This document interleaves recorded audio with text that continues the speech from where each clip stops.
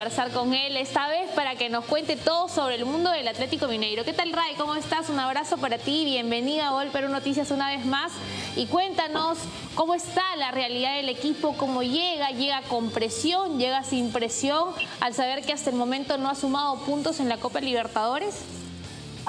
Hola amigos, buenas tardes, muchas gracias por el convite más una vez. Bien, Atlético llega a este partido animado por la victoria del final de semana frente al Atlético Paranaense, equipo que está en la misma llave de la Libertadores, pero no viene en un buen momento en la temporada. En el Campeonato Brasileño, en 3 partidos, solo ha ganado uno, ha perdido uno en su casa, en la Estrella, y ha empatado un otro contra Santos fuera de casa. Entonces llega animado por la victoria del último final de semana con un doblete de Rookie, como citado, pero muy preocupado por la situación del grupo. 0 puntos en 2 rodadas es un comienzo inesperado del Atlético. Imaginábamos nosotros acá en Brasil que el Atlético tenía un arranque mejor en Libertadores, pero no ha conseguido ainda. Apenas 2 derrotas y este partido se torna una final. No vencerlo puede significar al Atlético no avanzar de fase. Es cierto. Ray, ¿cómo estás? Las buenas tardes. Consultarte por la cancha, porque tenemos entendido que se va a jugar en el Raimundo Sampaio, menos espectadores, menos capacidad, pero yo te quería consultar por las medidas del campo de juego. ¿Es más angosto? ¿Es más corto? ¿Son las medidas típicas de los campos de juego de Brasil que para nosotros son muy largos? ¿Cómo son las medidas en el Raimundo Sampaio? El estadio tiene las medidas normales de cualquier otro estadio, pero es un campo donde el público, la torcida, la hinchada, se queda más cerca del gramado, del campo de juego. Entonces hay más presión, la torcida de Atlético empuja bastante, ¿no? El Mineirão, donde Atlético juega la mayoría de sus partidos y donde vemos las imágenes del juego contra Millonarios, es un estadio mayor, con una capacidad mayor también, por eso también, y con menos presión. Entonces, el Independencia, que es el estadio Raimundo Sampaio Magallanes que se refiere, es un estadio de mucha presión a partir del público también. Y tiene un gramado peor que el del Mineirão. Eso también es un detalle del partido. Ahora, Ray, nos comentabas que Mineiro pues llega con la preocupación, ¿no?, en los puntos que no ha podido sumar en Copa Libertadores. Y además, el Chacho Coudet con la preocupación de tener varias bajas para enfrentar a Alianza. Creo que la más sensible podría ser la ausencia de Pedrinho.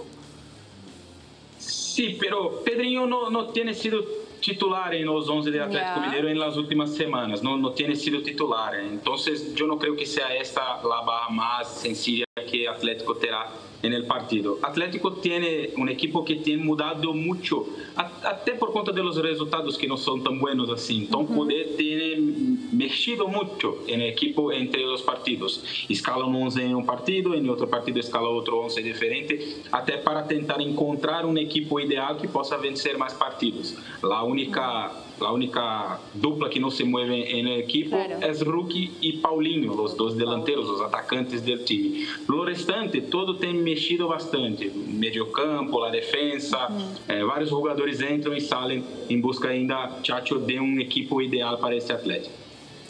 Y Chacho, ¿cómo está el profe Coudet respecto a la relación con los dirigentes? Que cuando conversamos contigo en su llegada parecía que había cortocircuitos, que había briga. ¿Cómo están las cosas? Yo creo que sigue del mismo jeito. La única cosa que ha mudado un poco es que Atlético ganó un partido en el final de semana del Campeonato Brasileño y eso tal vez tenha acalmado un poco los ánimos. Pero yo no creo que ha mudado mucho las relaciones entre la directiva del Atlético y el entrenador. La cuestión continúa siendo la misma, la multa. Si no hubiera una multa tan alta, tal vez Chacho no sería más entrenador del Atlético Mineiro. Hubo, después del partido contra por Libertadores, una entrevista, ¿no?, una conferencia de prensa donde Chacho habló muy mal de los dirigentes del Atlético. Y eso no caiu bien a todos, toda a comunidade de Atlético, não gostaram do que Chacho disse. tanto que un día después ellos pidió disculpas, fue a los medios también para pedir disculpas. Entonces, yo creo que el clima es lo mismo. O que ha mudado es que Atlético voltó a vencer un partido y eso siempre trae más confianza para el time. En este caso, la hinchada sí, digamos, todavía lo respalda también. Sí, la hinchada gusta del trabajo de Chacho y entiende las críticas que él ha hecho, queriendo más jugadores para que el equipo sea más competitivo y pueda brigar por más títulos. Entonces, yo creo que la hinchada, de una forma general, cree que Chacho puede hacer un buen trabajo y con eso el Atlético ganar algún título en esta temporada. Decías que los delanteros no cambian nunca, que siempre la delantera es la misma. ¿Cómo está Halki físicamente? Porque se hablaba que ya con dolencias, que no estaba al 100%. Ainda no está 100%, faz un proceso físico para que consiga estar 100% para los partidos, pero yo creo que más 1, 2 o 3 semanas estará mejor para que pueda jugar más tiempo. Okay. Ray, ¿y nos puedes comentar cómo estaría formando el equipo para enfrentar a Alianza Lima? Entonces, como lo digo, el equipo del Atlético no tiene muchas mudanzas en la defensa y en el ataque. Everson debe ser el arquero, en la lateral derecha o juega Saravia o juega Mariano. A defensa no tiene mudado mucho de Mauricio Lemos y Jemerson, con en algunos momentos Bruno Fuchs, que tiene regresado a poco, se lesionó en el comienzo de temporada y tiene regresado. En la izquierda, Dodô tiene jugado, puede jugar Rubens también, enquanto Guilherme Arana no se recupera de lesión. Y ahí en el mediocampo que hay ahí las mayores dudas de Chacho Coudet, porque puede jugar Otávio, Edenilson, Patrick, pues, puede ser que Igor Gomes también sea titular, y Orhan tem jogado muchos partidos en los últimos tiempos. Entonces yo creo que hay 5, 6, 7 opciones para 4 posiciones en el mediocampo. Wow. Y esas dúvidas serán solucionadas más cerca del partido. Y en el ataque, Ruki y Paulinho, esa dupla no se mueve. Son los 2 mejores jugadores del Atlético en la temporada. Perfecto. Aprovechamos que estás contigo, Ray, para consultarte un poquito de actualidad de Serie A de Brasil y del técnico de Brasil, porque Brasil la segunda fecha va a jugar con Perú. En septiembre va a jugar con Perú y nos sorprende que digan, esperamos hasta el 25 de mayo a Ancelotti. Teniendo, uno dice, bueno, Ancelotti está preocupado por la Champions. Habiendo tantos técnicos portugueses como Jorge Jesús, como Braga, Palmeiras, ¿por qué no fueron a buscar por ese lado entrenador, para el lado de Portugal, en Brasil, para ti?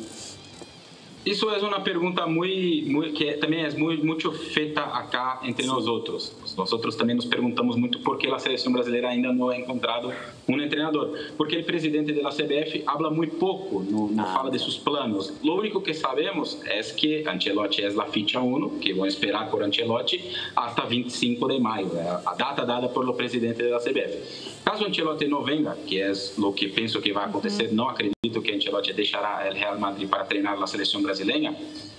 Algunos nombres aparecen, mas mucho más por especulación de nosotros de la imprensa. Entonces, Fernando Diniz de Fluminense es un nombre muy hablado por acá. Los portugueses menos, Jorge Jesús menos, como puede ser una posibilidad, y Abel Ferreira mucho menos ainda, por algunos aspectos. Abel Ferreira tem um contrato com o Palmeiras muito longo e já dicho muitas vezes que não vai deixar o Palmeiras, seguirá no equipo hasta o final de seu contrato. E o comportamento de Abel Ferreira também, à beira do gramado, com os árbitros, também traz a ele uma imagem um pouco negativa para algumas pessoas para treinar a seleção brasileira. Pero pode ser uma opção também, pero nós não acreditamos que Abel Ferreira seja uma opção para treinar a seleção brasileira. Ok, Ray, ahora sí la última cortita. ¿A Gabigol lo quieren sacar de Flamengo? ¿Lo van a sacar de Flamengo? ¿No? No vive uma boa fase, não está haciendo goles, né?